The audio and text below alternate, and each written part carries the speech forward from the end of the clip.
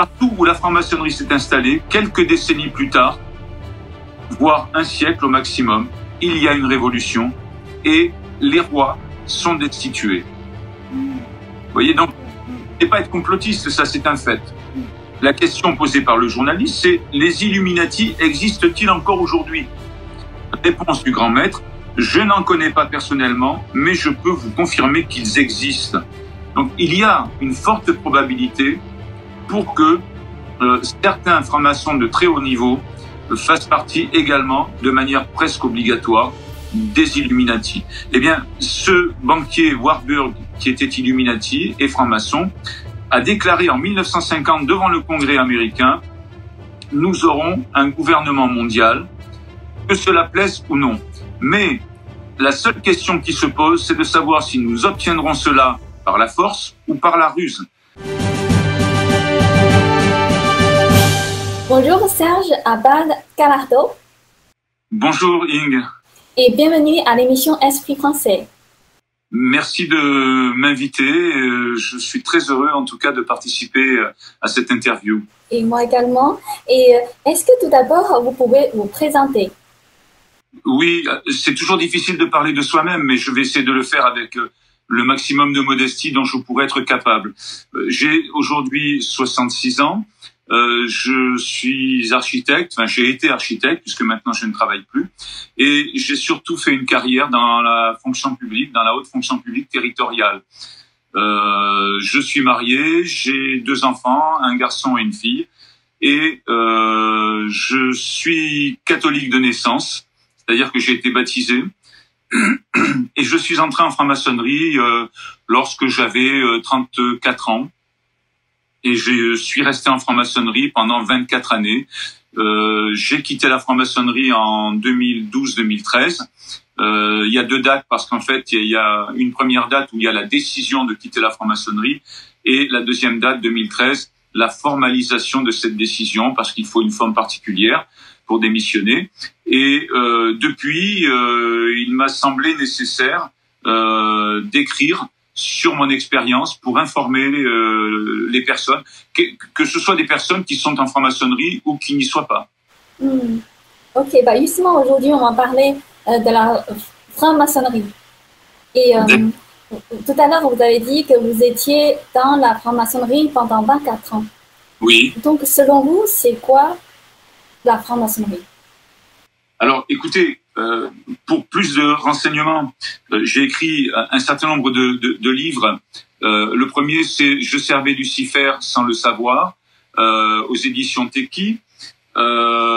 Ensuite, alors, je vous présente ceux qui me paraissent les 3 principaux. J'en ai écrit 5 ou 6. Ensuite, il y a « Secret maçonnique » ou « Vérité catholique » chez Artege. C'est une édition 2019. Et le tout dernier, qui vient de paraître le 19 mai 2021, La conversion d'un franc-maçon, sous-titre « Comment Dieu m'a arraché aux ténèbres des loges », toujours aux éditions Artege. Alors voilà, ce sont ces 3 livres qui, à mon avis, par rapport à l'ensemble de ce que j'ai écrit, donneront le maximum de détails sur ce que je vais vous exposer aujourd'hui. Alors voilà, je suis donc rentré en franc-maçonnerie exactement dans l'obédience du droit humain, parce qu'il y a plusieurs obédiences. Alors on en parlera de ces différentes obédiences. Et j'ai gravi toutes les échelles. Quand on est initié, on est apprenti. Je suis devenu ensuite compagnon, ensuite maître, et j'ai eu ensuite des postes d'officier. C'est-à-dire qu'il y a les grades et les fonctions. Le maître est un grade. Sanctionne un degré initiatique. La fonction correspond à l'encadrement de la loge ou l'encadrement d'un atelier maçonnique. J'ai eu pratiquement toutes les fonctions de surveillant, d'orateur, également grand expert, etc. Je passe tout ça, je l'explique bien dans mes livres. J'ai été également vénérable maître. Le vénérable maître, c'est celui qui dirige la loge. Et ensuite, je suis entré dans ce que l'on appelle les hauts grades, parce que la maçonnerie, quelle que soit l'obédience, est divisée en 2 catégories. Il y a ce qu'on appelle les loges bleues, avec apprentis, compagnons, maîtres, Et il y a les hauts grades qui commencent au 4e degré et qui finissent au 33e degré. Alors là, je parle du rite écossais ancien et accepté, parce que selon les rites, ces hauts grades sont plus ou moins nombreux. Par exemple, dans le rite Memphis-Misraïm, il y a en tout 99 grades de loge bleue et de haut grade. Voilà. Donc, ça, ce sont des détails en quelque sorte, hein, parce que, bien comprendre, les hauts grades sont une explication détaillée de ce que l'on apprend, notamment au grade de maître. Et d'après vous, la franc-maçonnerie, c'est une religion ou c'est une organisation de charité? C'est un petit peu compliqué parce que la franc-maçonnerie se cache derrière un certain nombre de secrets. Et en ce qui me concerne, je crois démontrer dans mes ouvrages et dans mes conférences que la franc-maçonnerie est une société secrète. Hein, la preuve, si vous voulez, allez faire un tour dans n'importe quelle ville de France, vous ne trouverez pas de temple maçonnique. Par contre, vous trouverez une église, vous trouverez une mosquée facilement parce que ça se reconnaît de l'extérieur. Voilà. Donc, est-ce que c'est une religion? La franc-maçonnerie est assez ambivalente dans les définitions qu'elle donne d'elle-même, et en tout cas, elle refuse le terme de religion. Mais en ce qui me concerne, je crois démontrer qu'il s'agit bien d'une religion. En fait, elle se définit comme une société philosophique, une société initiatique, mais c'est une religion. Pourquoi? Eh bien, pour la franc-maçonnerie, si on est dans une obédience déiste, c'est le grand architecte de l'univers. Si on est dans une obédience laïque, c'est le progrès de l'humanité, étant précisé que cet idéal commun est commun aux obédiences déistes ou laïques, parce que toutes œuvrent au progrès de l'humanité, d'une certaine manière. Donc, premier critère, il y a l'existence de rites, puisque tout à l'heure je parlais de rites écossais anciens et acceptés. Enfin, il y en a plusieurs, il y a le rite écossais rectifié, il y a le rite Memphis-Misraïm, il y a le rite... Voilà. Bon, il y a de nombreux rites. Donc, il y a bien existence de rites. Il n'y a pas de franc-maçonnerie sans l'existence de rites. Alors ça n'est pas moi seulement qui le dis, c'est Alain Boer, qui a été grand maître du Grand Orient, qui a écrit un ouvrage, qui a coécrit un ouvrage avec un historien de la franc-maçonnerie, qui s'appelle Roger Dachet, et qui dit, sans les rites, la franc-maçonnerie n'existe pas. Donc, je suis fondé à dire qu'il y a l'existence de rites. Et j'en témoigne. Donc, 2 critères. Il y a ensuite l'existence de cérémonies. Donc, ces cérémonies, c'est ce qu'on appelle des tenues maçonniques. C'est-à-dire, ce sont des rassemblements où les francs-maçons exclusivement se rejoignent et travaillent, on va dire, travaillent des symboles et font donc des réunions maçonniques. Il y a ensuite l'existence d'adeptes. Ces adeptes, ce sont les francs-maçons. C'est-à-dire que si vous n'êtes pas franc-maçon, vous ne pouvez pas rentrer dans le temple. Donc, 4e... Et ensuite, il faut un lien entre ces adeptes. Et le lien, c'est le fait que si vous n'êtes pas franc-maçon, vous ne pouvez pas rentrer dans le temple. Ce lien, c'est l'initiation maçonnique. Donc, nous avons bien 5 critères qui permettent de définir que la franc-maçonnerie est une religion. Alors, pourquoi est-ce que la franc-maçonnerie ne veut pas se déclarer comme une religion, en particulier en France? Parce que si on est une religion, on dépend de la loi de 1905, qui ne permet pas aux églises, au sens large, mais en particulier à l'Église catholique, puisque c'est pour cela que cette loi a été votée, d'intervenir dans le débat politique. Et ensuite, si on est une association, on est sous le coup de la loi de 1901, qui permet les groupements politiques et qui permet également aux associations de parler dans le domaine politique. Donc vous voyez que ça permet à la franc-maçonnerie de s'exprimer au titre de la politique, tout en étant une religion, alors qu'elle dénie ce droit aux autres religions, en particulier à la religion catholique. Vous voyez, il y a, en fait, cette manière de nier par la franc-maçonnerie le fait d'être une religion, eh bien, lui permet d'intervenir dans le débat politique. Et on verra de toute façon, je suppose, dans la discussion, mais je l'explique bien, notamment dans mon livre sur le secret maçonnique, que depuis 300 ans, la politique, en particulier en France, mais certainement au niveau mondial, j'ai peu de références au niveau mondial, mais j'en ai beaucoup au niveau français, la politique est sous-tendue par l'idéal maçonnique et par l'action maçonnique. Et Tout à l'heure, vous avez parlé de rite et de la cérémonie.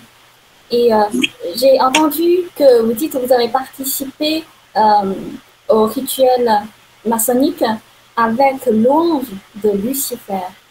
Oui. Ça vous a choqué? Oui, alors en fait, la première fois que j'ai entendu parler de Lucifer, c'était lors d'une cérémonie qui glorifiait l'ange de la lumière, c'est-à-dire Lucifer, textuellement. Et c'est une cérémonie de louange au solstice dans l'année. Et donc, à ce moment-là, la personne qui était vénérable maître à l'époque dit « Louange à toi, Lucifer, qui apporte la lumière aux hommes ». Voilà. Donc ça, c'est la première fois que j'ai entendu parler de Lucifer de manière explicite. Mais il faut savoir qu'en franc-maçonnerie, ça n'est pas courant. Et qu'il faut chercher, là aussi, entre les lignes, pour comprendre que la franc-maçonnerie est une religion luciférienne. Par exemple, il y a donc des planches, des textes maçonniques qui font la glorification de la transgression. Et là, je donne beaucoup de références dans mes livres. Par exemple, je donne une planche qui fait la glorification de la transgression par Adam et Ève et qui dit que le serpent est un bienfaiteur de l'humanité. Si on veut, alors je vais essayer de résumer la pensée maçonnique sur le plan luciférien. En fait, pour la franc-maçonnerie, Dieu est une sorte de dictateur, de despote, qui veut garder l'homme sous la contrainte et sous l'obscurantisme, si vous voulez, alors que la franc-maçonnerie lui permet de s'affranchir du commandement divin. Et donc, toute la différence entre les deux doctrines, elle est fondamentale. Par exemple, j'ai un livre qui est écrit par un dignitaire, que je cite dans un de mes ouvrages, alors il s'appelle La Croix et le Compas, et ce monsieur s'appelle Jean-Marie Lupart, il est grand maître d'une obédience maçonnique en France, et il dit textuellement, le maçon est un transgresseur. Heureusement que nous savons transgresser. Et dans le rituel, par exemple, c'est la raison pour laquelle beaucoup de francs-maçons ne se rendent pas compte. Et il faut aller voir derrière les lignes et derrière ce qui est dit. Par exemple, au rituel de compagnon, il y a des pas qui sont symboliques, qui sont rituels. Et donc, les pas se suivent sur une ligne droite. Et à un moment donné, on demande au compagnon de faire un pas de côté. Alors, on lui explique que c'est parce que il aura la nécessité, en devenant compagnon, d'être plus libre et de s'affranchir du chemin tout tracé que finalement il s'est lui-même donné ou qu'on lui a donné. Eh bien, en fait, le pas de côté qu'il fait dans le rituel, c'est une transgression. C'est-à-dire, je sors du chemin pour chercher moi-même la vérité. Alors, c'est en cela, si vous voulez, que la franc-maçonnerie est luciférienne. Bon, il y a beaucoup d'autres aspects, notamment au 18e degré, il y a des signes où on retrouve, par exemple, le symbole des deux bras de Baphomet, voilà. Et comme vous dites, justement, la franc-maçonnerie, c'est assez complexe. Et peut-être, c'est aussi pour cette raison que la plupart des francs-maçons, ils ne considèrent pas, c'est-à-dire ils n'ont jamais participé ce genre de rite avec le louange de Lucifer, par exemple, c'est ça? Ah bien, il n'y a pas, en tout cas moi je ne l'ai pas vu, de glorification explicite de Lucifer. Cependant, certains auteurs, j'ai des ouvrages, qui sont des francs-maçons repentis, c'est-à-dire des gens comme moi, qui ont été plus hauts, expliquent qu'au 29e degré, il y a une cérémonie où on demande aux candidats de piétiner la croix, avec le pied gauche, le pied droit, etc. Et ensuite, on passe devant lui une image de Baphomet. Alors, l'image de Baphomet, je vais vous la montrer très rapidement. Elle est dessinée par Eliphas Lévy, qui est un franc-maçon et un occultiste du 19e siècle. Voilà. Donc, cette image est montrée au candidat au 29e degré, et on lui demande donc de glorifier, cette créature luciférienne, quoi, hein, satanique même. Alors, une chose qui est importante, vous parliez justement des rituels. Voilà donc l'image de Baphomet. Regardez bien, notamment la position des bras, et on voit également que ce personnage a des seins de femme, et il y a symbolisé entre ses jambes un phallus en érection. On va voir cette image dans le tarot numéro 15 et le tarot du diable. On voit la position des mains, on voit qu'il a des seins de femme et un sexe d'homme. C'est la carte du diable, ça, hein, dans le tarot.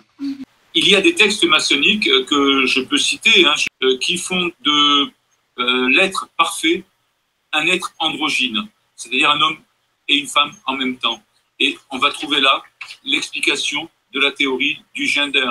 C'est-à-dire, alors on vient nous dire que ça n'est pas une théorie, hein, mais en fait c'est bien la pratique du gender, voilà, du genre, qui permet aux personnes d'être hommes et femmes quand ils ont envie de l'être.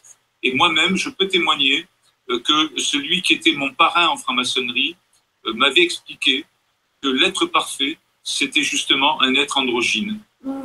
Donc, qui était en fait homme et femme.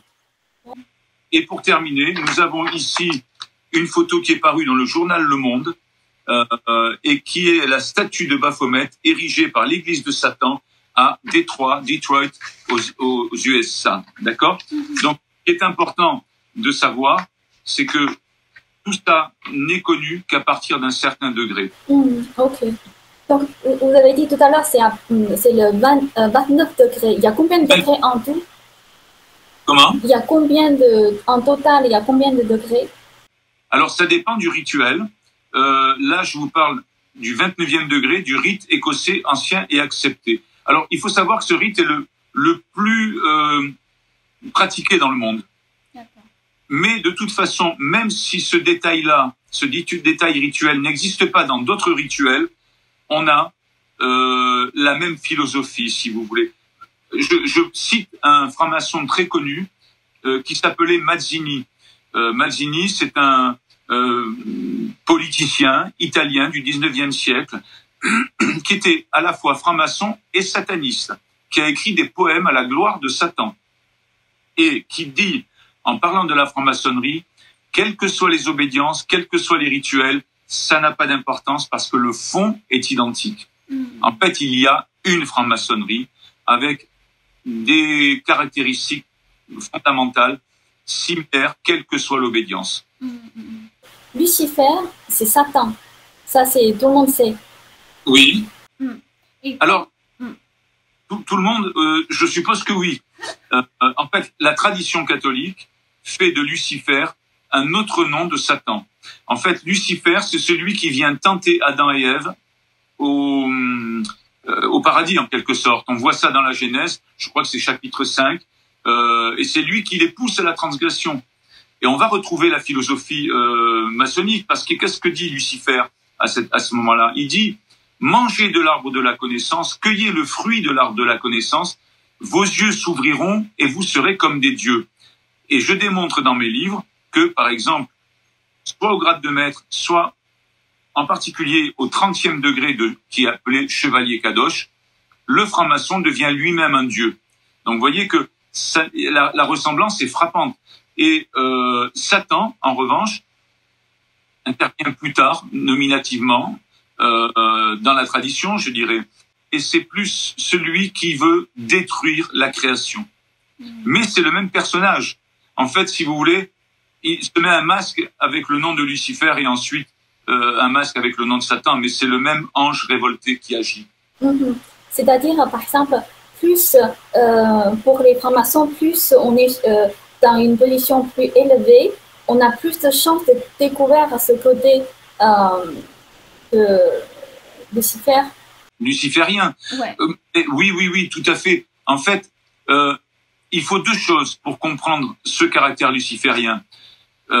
Premièrement, être assez haut dans les degrés, au minimum au grade de maître, et ensuite, et surtout, regarder et analyser le rituel maçonnique avec les yeux de la foi chrétienne. Voilà. Si on fait ces deux choses, là on comprend ce caractère luciférien. Et est-ce que, par exemple, pour les personnes qui viennent entrer, c'est-à-dire s'ils vont jamais développer ou évoluer dans la franc-maçonnerie, il va jamais découvrir ce côté-là. C'est très possible, et c'est la raison pour laquelle je dis souvent que de nombreux francs-maçons ne sont pas du tout conscients, de ce caractère-là.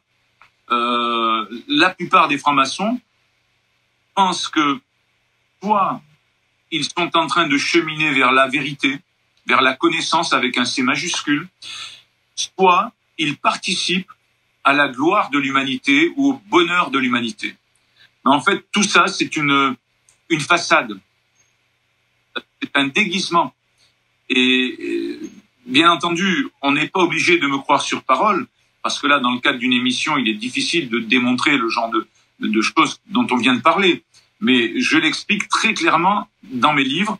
Et alors, ce qui me semble être l'intérêt de ces livres, c'est que d'une part, je témoigne. C'est-à-dire, je dis ce que j'ai vu, ce que j'ai compris. Mais surtout, chaque point dont je témoigne, je le confirme par des écrits maçonniques. Vous voyez, par exemple, lorsque je disais tout à l'heure que le serpent est glorifié par la franc-maçonnerie, là je viens de retrouver dans une note un travail maçonnique qui dit: en résumé, le travail du serpent consiste à libérer l'homme de l'asservissement du joug de la foi, dans les ténèbres de l'ignorance, et à lui donner accès à la connaissance. Vous voyez, je ne l'invente pas, ça. C'est la franc-maçonnerie qui le dit. Oui, d'accord. Et j'ai entendu tout à l'heure que vous avez dit, par exemple, au niveau de 29 degrés, 29e degré, et il piétinait les croix, c'est ça? Oui, c'est ça. C'est-à-dire c'est contre Dieu et contre l'Église? Oui, alors en fait, je donne des citations aussi dans mes ouvrages. J'ai une citation du Grand Orient. Cette citation, elle est parue dans un bulletin officiel du Grand Orient. Vous voyez, c'est un petit peu comme le bulletin officiel de la République française. Vous voyez, ça a une valeur. C'est-à-dire que quand c'est publié, ça exprime la pensée de l'institution qui communique. Eh bien, ce bulletin officiel du Grand Orient dit en substance: nous sommes la religion de l'hérésie, nous sommes la contre-église. Et un peu plus loin, ce bulletin dit: nous devons poursuivre la destruction de l'église jusqu'à ce qu'elle termine. Ça, c'est le Grand Orient. Mais il y a également un ancien grand maître de la Grande Loge de France qui disait, qui s'est exprimé publiquement. Alors ça, il faut le chercher bien sûr dans des documents maçonniques, parce qu'ils ne le diront pas à la télévision, bien entendu, parce que sinon ils ne réussiraient pas à attirer des adeptes. Mais ce grand maître, dont je n'ai plus le nom en tête, mais j'ai la référence dans mes livres, disait la franc-maçonnerie, l'Église catholique ne comprenait pas la liberté comme la comprenait la franc-maçonnerie. Ces deux conceptions sont totalement incompatibles et il faudra bien que l'une ou l'autre disparaisse. Et selon vous, c'est quoi le but final de la franc-maçonnerie? Alors, pour connaître le but final de la franc-maçonnerie, il faut parler un petit peu de ses origines. En fait, qu'est-ce qui se passe? Il y a une franc-maçonnerie qui naît, la franc-maçonnerie naît en 1717 à Londres. Et c'est la franc-maçonnerie que nous connaissons aujourd'hui. Avant, il y a des sociétés secrètes. Par exemple, les Illuminati, par exemple, Illuminati de Bavière, les Rosicruciens. Et ces sociétés sont chassées, sont pourchassées, et elles viennent émigrer en Angleterre. Et donc vers 1600, fin XVIIe siècle, elles vont créer la Royal Society de Londres. Appartiennent à cette Royal Society Newton, Desaguliers, Elias Schmoll, etc. Qui sont ces gens-là? On connaît Newton comme physicien. En réalité, alors là aussi, je vous parle avec des références. En réalité, Newton est un occultiste et un alchimiste. Et, je veux dire, d'un très haut niveau. Voilà. Et les autres également. Et tous sont des occultistes. Et ils vont créer, donc, à partir de leur doctrine occulte, ils vont créer la franc-maçonnerie. Et pour créer la franc-maçonnerie, ils vont s'inspirer de divers fondements. On va retrouver là aussi un des motifs d'incompatibilité avec la foi catholique. Alors, parmi ces fondements, je vous en donne quelques-uns, mais tous les rites sont à peu près tous basés sur les mêmes fondements. Globalement, le pythagorisme grec, l'alchimie islamique, la kabbale hébraïque, le gnosticisme chrétien. Globalement, il y a d'autres fondements. Pardon. Eh bien, lorsqu'on regarde le catéchisme de l'Église catholique, eh bien, ce catéchisme condamne la pratique occulte, de l'occultisme et du gnosticisme. Le gnosticisme est une hérésie du IIe siècle après Jésus-Christ et qui a été combattue par saint Irénée et déclarée comme hérétique par l'Église. Donc, vous voyez qu'on ne peut pas être franc-maçon et catholique, c'est pas possible. On ne peut pas à la fois dire que Dieu s'est révélé et donc qu'il nous est connu, et en même temps dire que, comme le dit la franc-maçonnerie, Dieu est inconnaissable. Vous voyez? Oui. En fait, maintenant, justement, tout à l'heure, vous avez parlé de Illuminati. Oui. Est-ce que c'est vrai que la franc-maçonnerie, c'est le second niveau, c'est le deuxième niveau de Illuminati? C'est-à-dire tous les membres de Illuminati sont par défaut le franc-maçon. Alors, je ne peux pas témoigner moi-même que des francs-maçons sont tous Illuminati ou que des francs-maçons de très haut niveau sont Illuminati.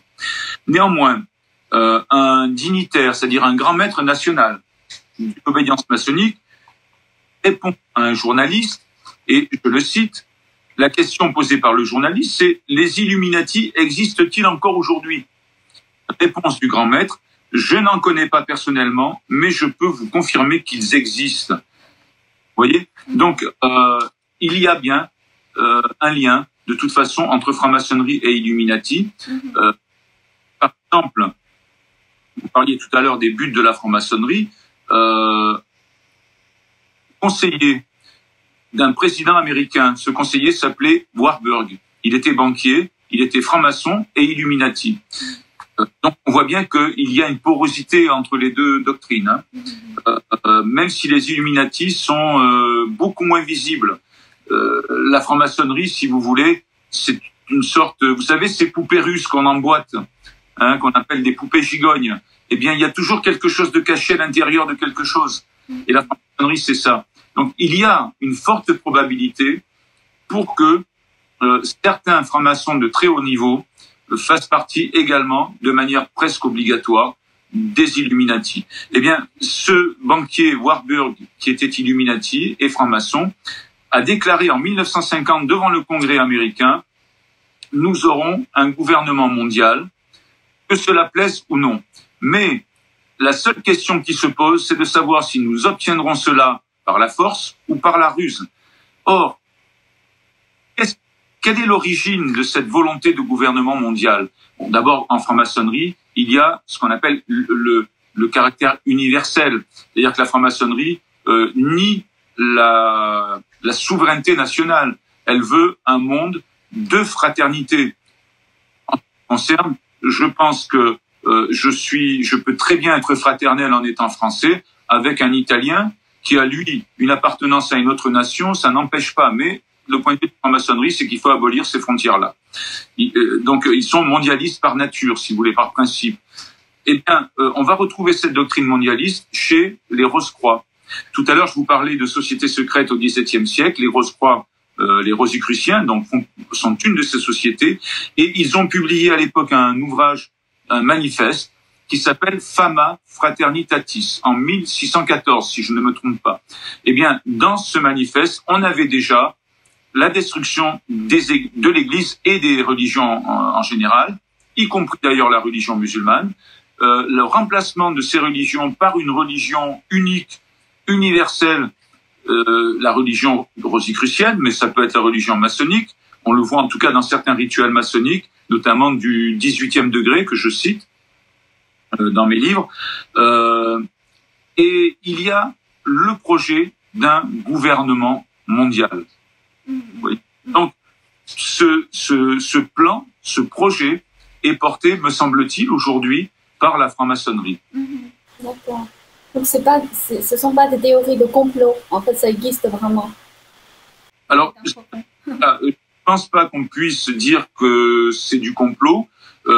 Voilà, je cite un livre. Alors, malheureusement, il est publié en Espagne. Et donc, il faut savoir l'espagnol pour le lire. Moi, mes parents, mon père et ma mère sont d'origine espagnole, donc j'ai des facilités, puisque ma grand-mère m'a appris l'espagnol. Ce livre s'appelle Iglesia y Masonería, l'Église et la franc-maçonnerie. Il est rédigé et publié par un professeur d'histoire, un professeur des universités, qui s'appelle Alberto Bárcena. Eh bien, cet historien nous montre que la franc-maçonnerie part d'Angleterre. Elle trouve une sorte de laboratoire politique aux États-Unis avec l'aide de la maçonnerie française. Et le premier pays où il n'y a pas de monarchie, c'est les États-Unis. Et ensuite, on voit s'installer les loges en France, en Espagne, en Italie, en Allemagne, en Russie. Par exemple, la franc-maçonnerie est née en 1717 et la première loge en France arrive à Dunkerque en 1721. C'est encore une loge anglaise. Mais la première loge française, purement française, est née en 1738.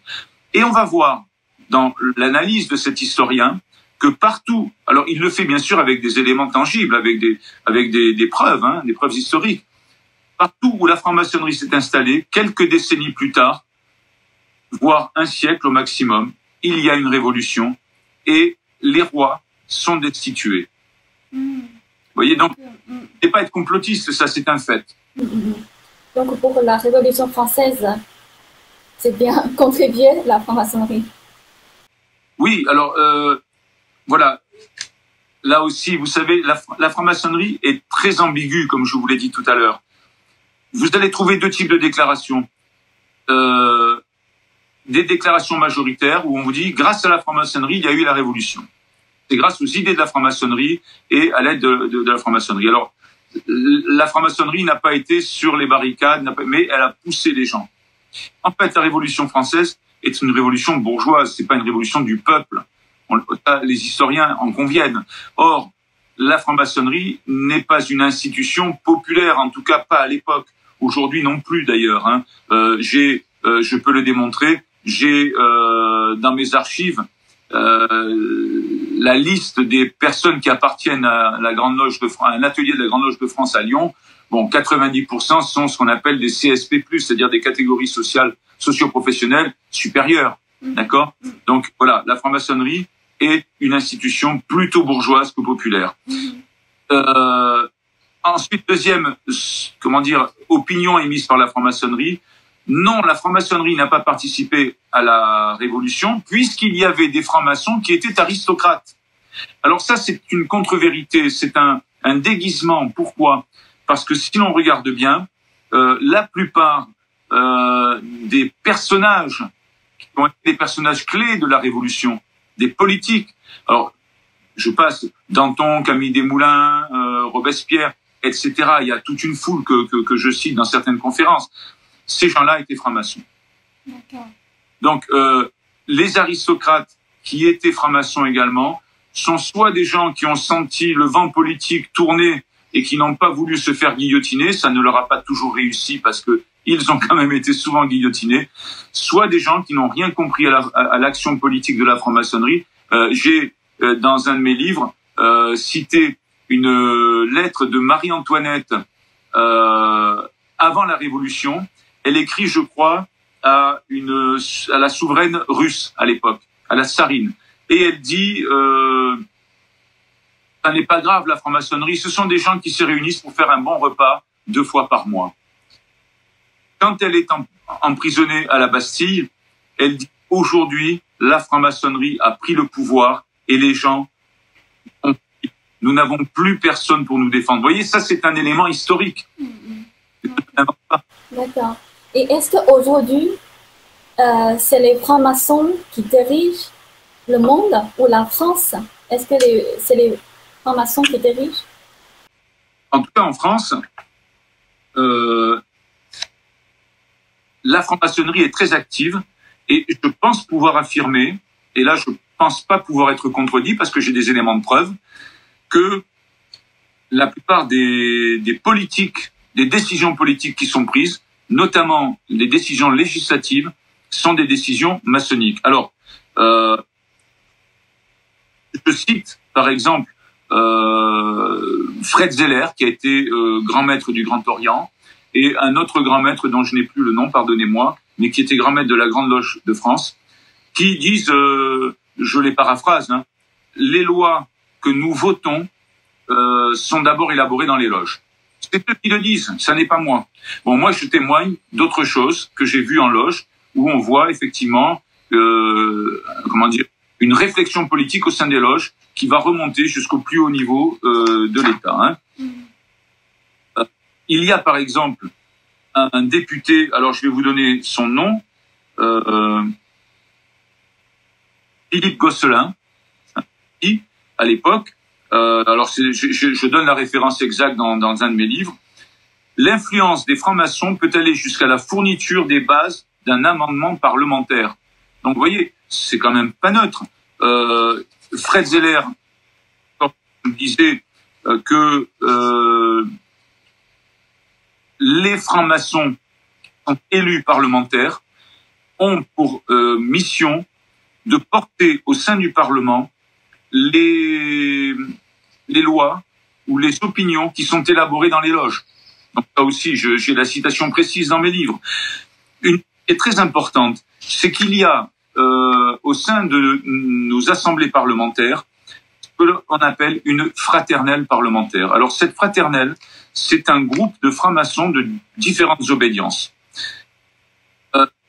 J'ai des chiffres là aussi dont je témoigne, hein, qui viennent de journaux sérieux, comme par exemple Le Point, comme par exemple Valeurs Actuelles, vous voyez, donc, et qui déterminent que environ 35% de nos parlementaires sont francs-maçons, parce qu'ils appartiennent à la fraternelle parlementaire. Mais il faut savoir que un autre franc-maçon nous dit, c'est cité dans Le Point, alors c'est Le Point du 18 janvier 2007, j'ai la note sous les yeux, 3 fois plus pourraient y adhérer s'ils le souhaitaient, parce qu'ils ne sont pas tous membres de la fraternelle. En fait, il n'y a pas d'obligation d'appartenir à la fraternelle. Donc nous savons pertinemment qu'il y a au moins 35%.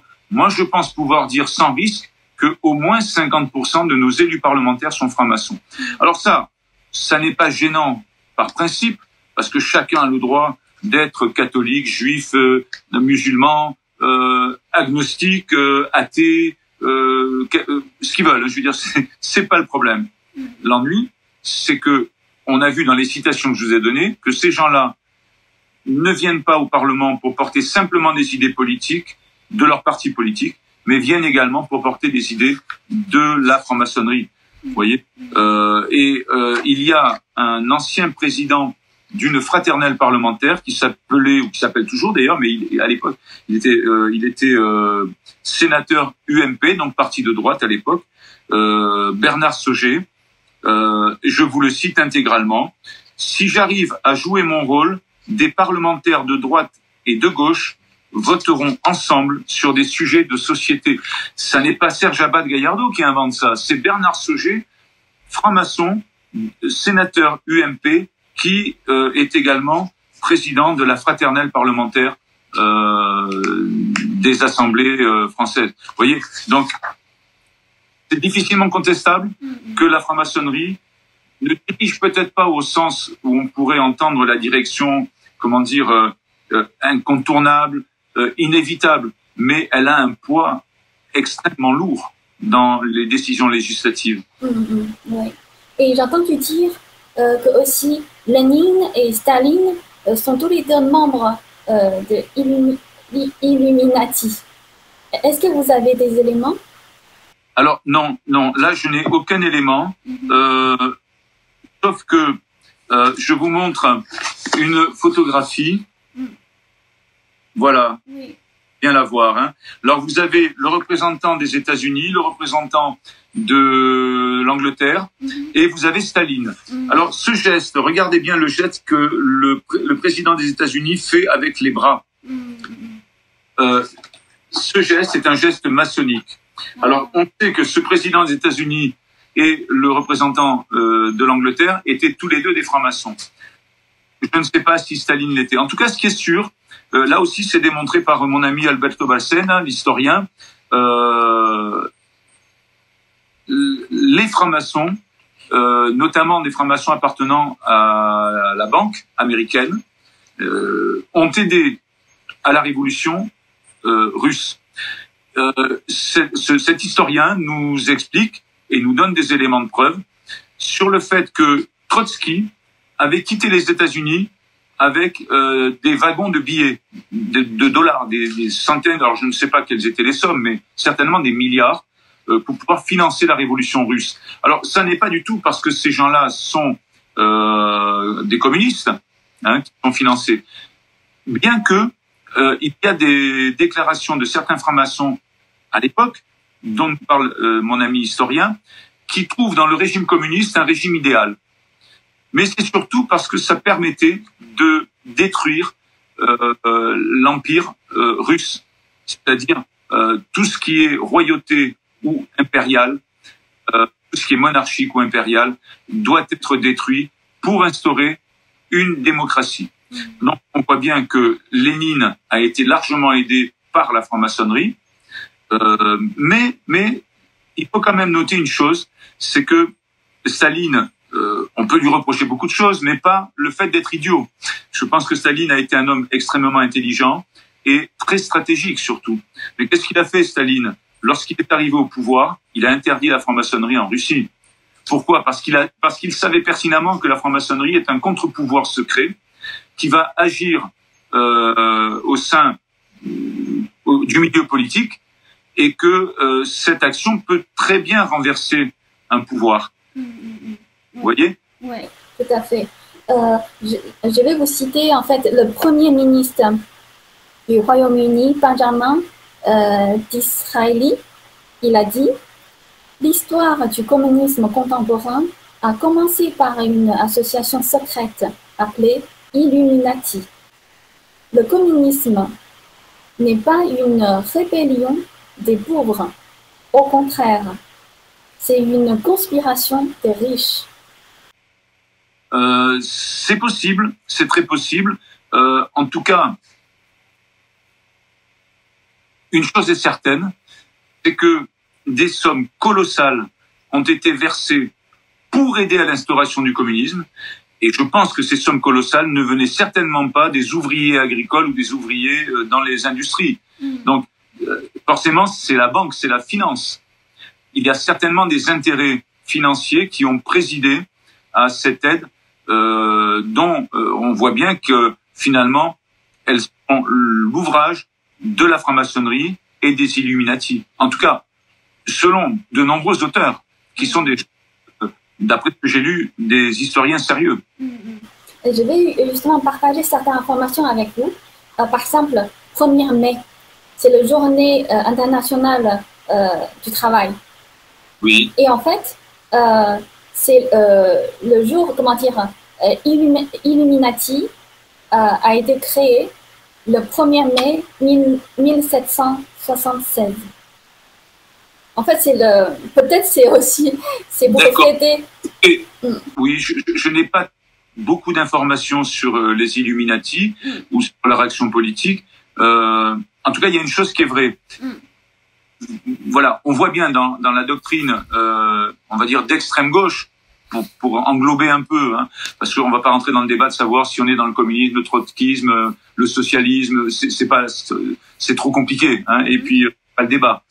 Mais en tout cas, dans la pensée d'extrême gauche, le travail est important. Pourquoi? Parce que c'est l'appropriation par l'État des biens de production au bénéfice, on va dire ça plus largement du peuple, mais de la classe ouvrière. Hein. Si on peut faire une définition qui vaut ce qu'elle vaut, mais qui est un petit peu rapide.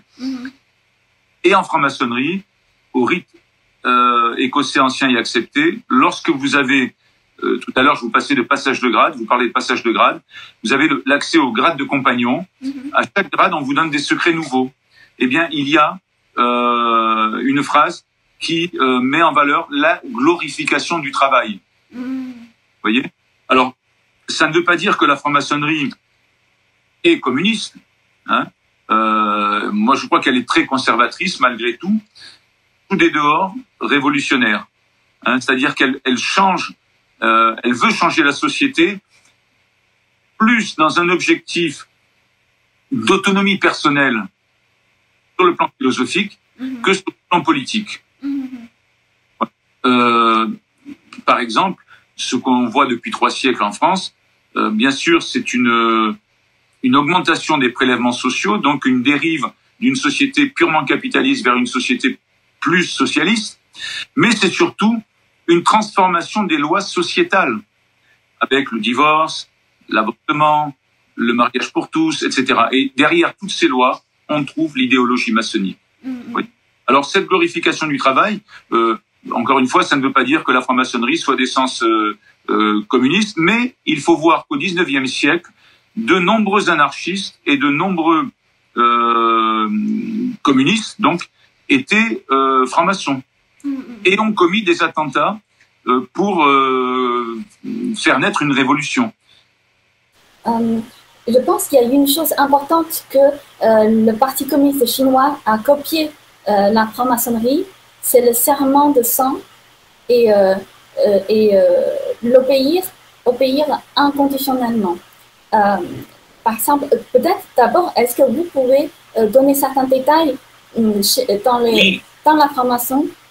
Oui, sur les serments. Alors sur le fond, je pense que je connais mal les serments. Oui, je vais vous raconter après pour la Chine. Ouais. Je vous donne crédit, bien entendu, de ce que vous me dites. Ouais. Mais alors, pour la franc-maçonnerie, dans mon livre sur le secret, j'explique. J'ai compté le nombre de fois où j'ai prononcé le serment de garder le secret. En 24 ans, j'ai dû prononcer environ un demi-millier de fois ce serment. Donc c'est beaucoup. C'est beaucoup.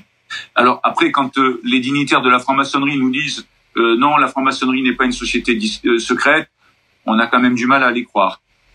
Et il est vrai que même avant d'être initié, dès que vous rentrez, alors vous avez un bandeau sur les yeux et vous ne voyez rien, bien entendu, vous demandez à rentrer en franc-maçonnerie, on vous pose des questions, il y a tout un rituel, hein, je l'explique bien.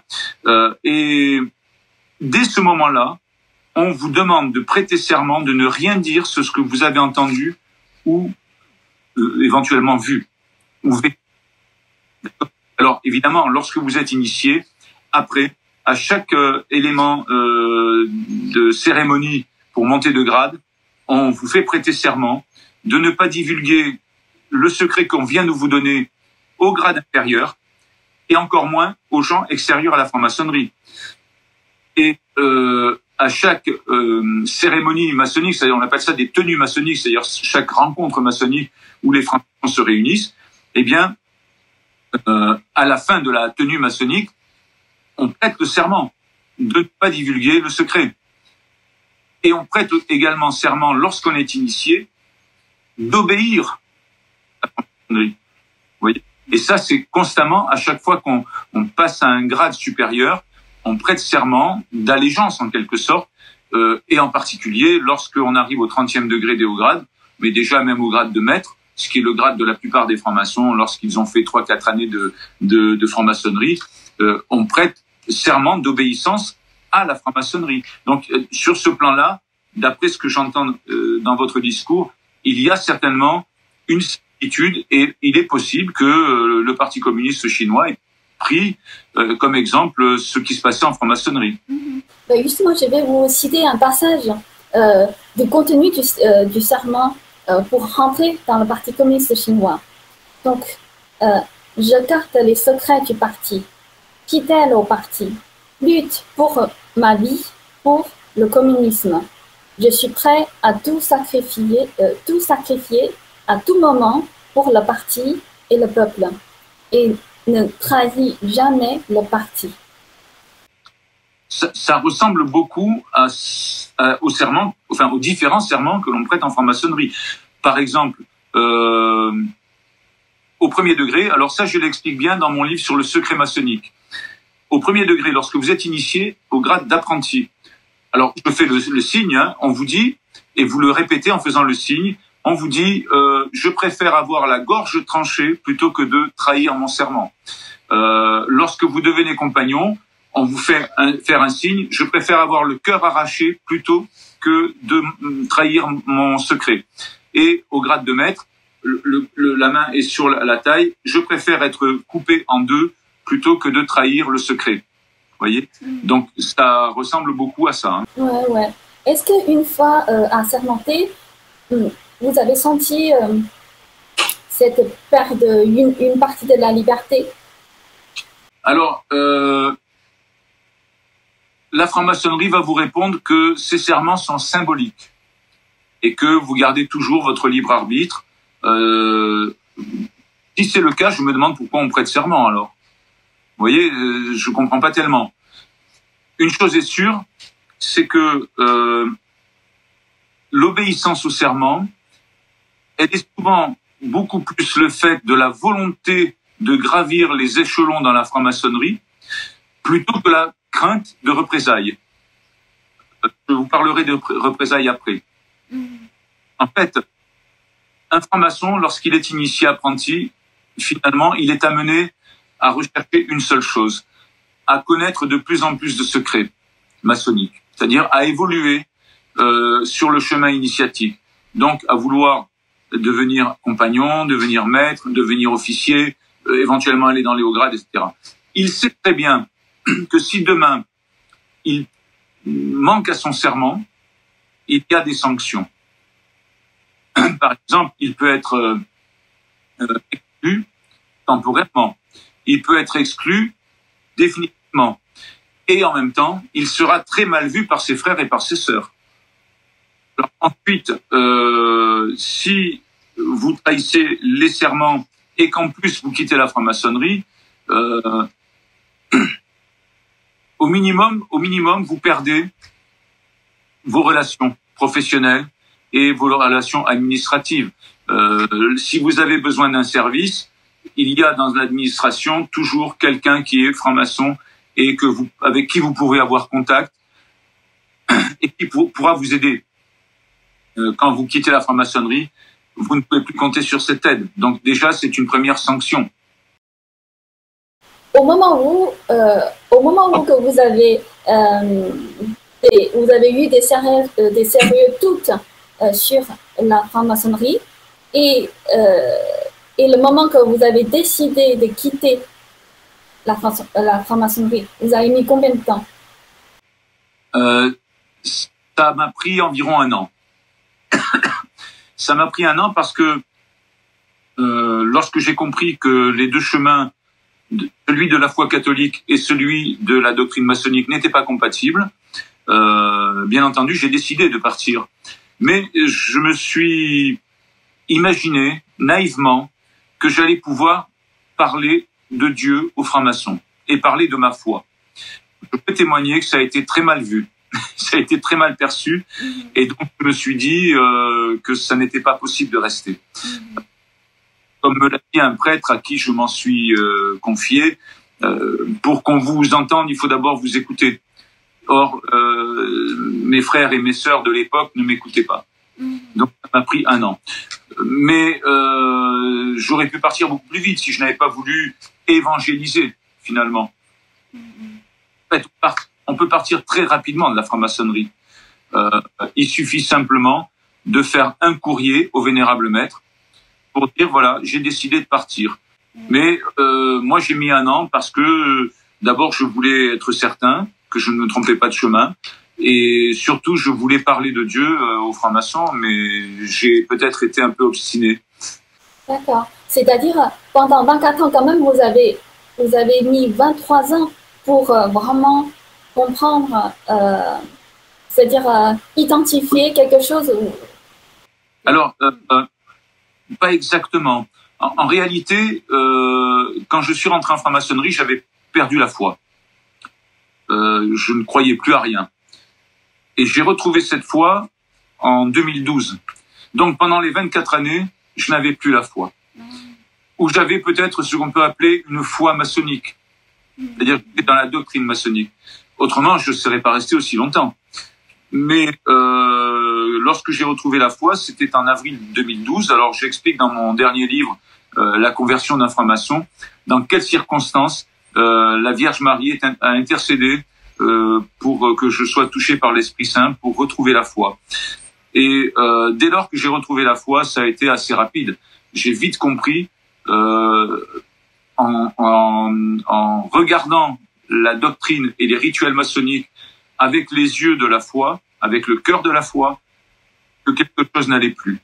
Parce qu'en fait, vous ne pouvez pas croire en une chose et à son contraire. Et dès lors que j'ai compris que la doctrine maçonnique était contraire à la doctrine catholique, bien là, j'ai décidé de partir. Ça m'a pris un certain temps parce qu'il a fallu que j'analyse les choses et que je comprenne. D'accord. Et avant de conclure notre interview, et quel est votre message pour les francs-maçons qui sont nombreux comme vous, sont à la recherche de la foi et aussi le sens de la vie? Alors, la première chose que je voudrais dire aux francs-maçons, c'est que je prie pour leur conversion. Parce que je voudrais leur donner comme message, ils ont tous été initiés, comme moi. Lorsque vous êtes initié, vous passez entre 20 minutes et une demi-heure avec un bandeau sur les yeux. Quand on vous enlève ce bandeau, on vous montre une ampoule électrique, forcément vous êtes ébloui. Et vous avez le sentiment de voir une lumière extraordinaire. Eh bien, je peux vous dire, je peux témoigner que la lumière de Dieu est une explosion atomique à côté de cette petite ampoule qu'on vous montre. Voilà. Donc, s'ils tournent leur cœur vers Dieu, la lumière de l'initiation va leur paraître comme une petite bougie. Je les invite également, à titre personnel, s'ils souhaitent me rencontrer, je les emmène volontiers en adoration du Saint-Sacrement dans la paroisse que je fréquente. Je les invite. N'ayez pas peur de les inviter. Quant aux personnes qui ne sont pas en franc-maçonnerie, je leur demande de bien réfléchir avant de prendre tel ou tel chemin. Si vous voulez, moi, mon discours, ça n'est pas de critiquer la franc-maçonnerie. J'estime, par exemple, que le secret est nocif pour la franc-maçonnerie elle-même. Le secret, lorsqu'on s'en sert dans la politique, il est nocif pour la démocratie. Je suis profondément démocrate.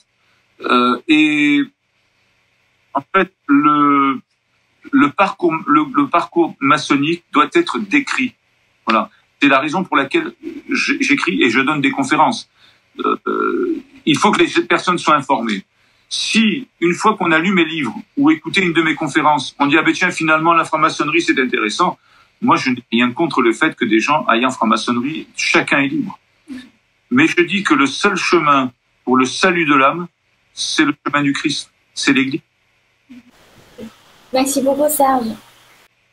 Merci à vous. Merci de m'avoir invité. Et si je peux me permettre, que Marie vous bénisse et bénisse également toutes les personnes qui ont assisté à votre émission.